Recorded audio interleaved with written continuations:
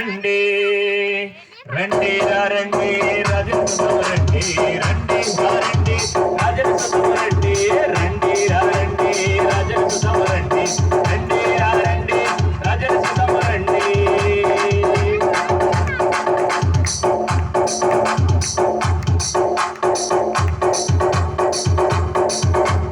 హల్లెలూయా, దేవునికి స్తోత్రం, హల్లెలూయా. సమయం ఇచ్చిన మరి పాలయ్య గారికి, ఆయనకు ఒక బావగారు అనుకుంటున్నారా, నేను ఒక బావగారిని ఆయనకి ఈ మధ్య కాలంలోనే